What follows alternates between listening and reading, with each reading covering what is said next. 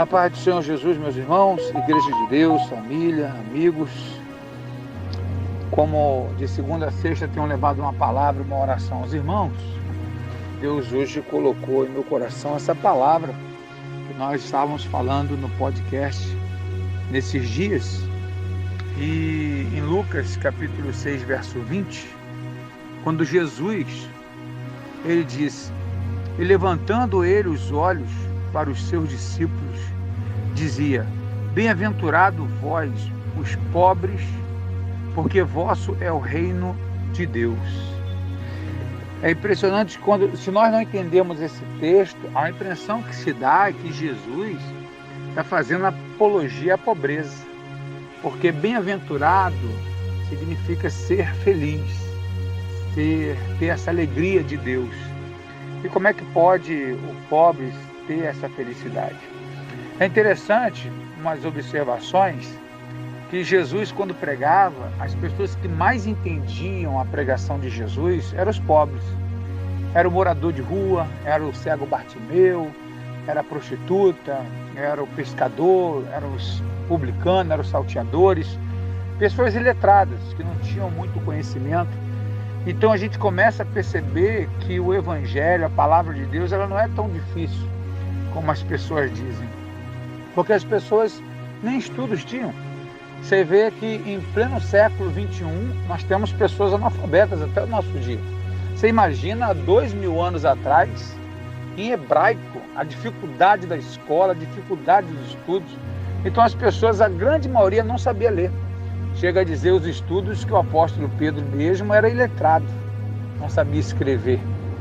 Acredita-se que ele ditou e a carta de Pedro, alguém escreveu para ele. Bem, enfim.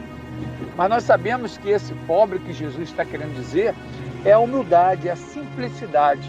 Nós conhecemos pessoas, eu conheço pessoas que têm muito dinheiro e é muito humilde.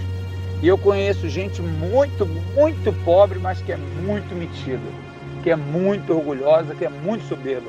Então não está no que a pessoa tem, está no que a pessoa é. Então se ele tem muito dinheiro e ele é humilde, é esse pobre que Deus ele está se referindo. Como nós falamos pobre de espírito? É o pensamento, são as pessoas que ela pode ter muito dinheiro, mas a sua prioridade é Deus, é a família, é o bom nome, é o caráter. É esse pobre que Deus está falando.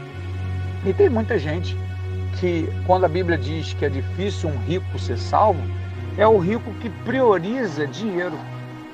Ele tem muito dinheiro e a prioridade é dinheiro mais do que o próprio Deus.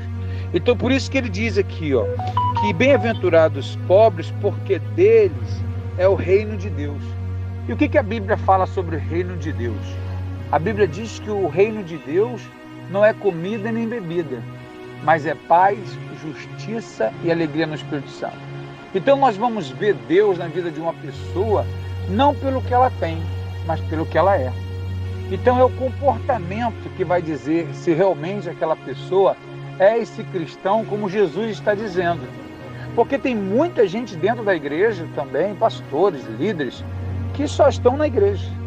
E aí, quando a pessoa não conhece a palavra de Deus, elas acham que os cristãos são aquelas pessoas que estão na igreja.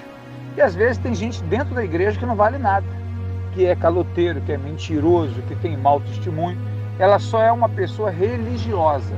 É como os fariseus. Os fariseus, eles faziam longas orações, os fariseus conheciam muito a palavra, mas na hora de praticar a palavra, praticar o amor, a misericórdia, a fé, a bondade, ser parecido com Cristo, eles eram reprovados.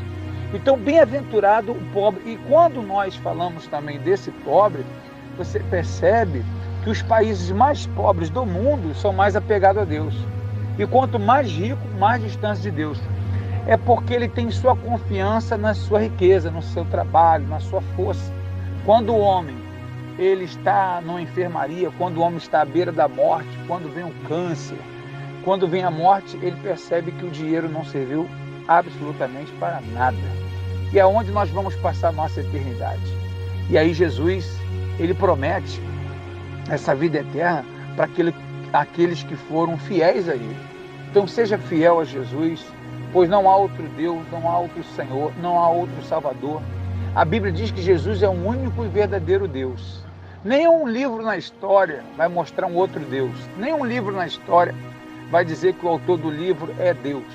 Então Deus só existe um, o nosso Senhor, o nosso Salvador Jesus Cristo. Guarde essa palavra no teu coração, compartilhe com seus amigos, com a sua família, e que Deus possa trazer a libertação. E como nós oramos aqui, a oração também da noite, para que abençoe sua casa, abençoe a sua família, em nome de Jesus.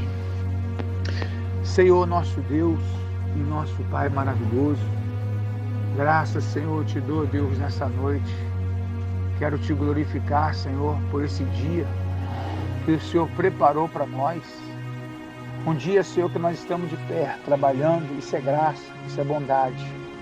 Lembro, Senhor, de quantos dias fiquei naquele hospital e quanto vi o quanto é valioso, é valoroso esse momento de termos saúde, de podermos curtir nossa família, de podermos trabalhar. Isso é uma bênção, Senhor. Termos, ó Deus, a oportunidade de podermos trabalhar, de viver.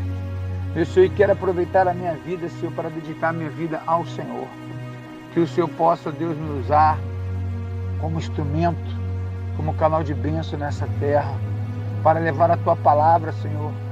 Pois o meu maior orgulho será ser usado pelo Senhor para abençoar vidas, para abençoar lares, famílias. Nós sabemos que o verdadeiro evangelho é aquele evangelho transformador. Aquele evangelho, Senhor, onde chega a igreja, havia um morador de rua e hoje ele é um homem de Deus, é um doutor. Era uma prostituta e agora é uma mulher de Deus.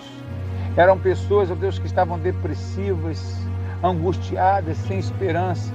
E tendo um encontro contigo, Senhor, hoje, vivem, Senhor, na fé, na obediência, no amor, no Senhor Jesus. Que o Senhor, meu Deus, possa ser conosco. O pecado, a iniquidade tem se multiplicado neste mundo. O pecado tem aumentado muito, Senhor, a prostituição, a destruição de famílias, Senhor. Meu Deus, lares que têm sido destruídos. Mas que o Senhor possa ter misericórdia de nós. Que o Senhor possa guardar o nosso lar, a nossa família. Que cada um, Senhor, tenha força de guardar o Teu nome, de preservar nos Teus caminhos.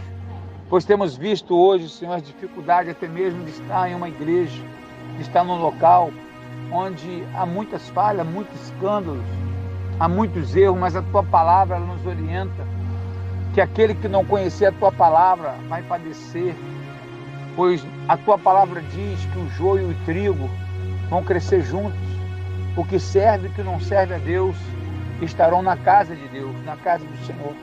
Que possamos olhar para Ti, Senhor, que possamos ter a comunhão contigo, que possamos guardar a Tua palavra, sermos fiéis, que o Senhor possa orientar os nossos filhos, nossos amigos, a nossa parentela, a nossa família, e o Teu nome seja glorificado.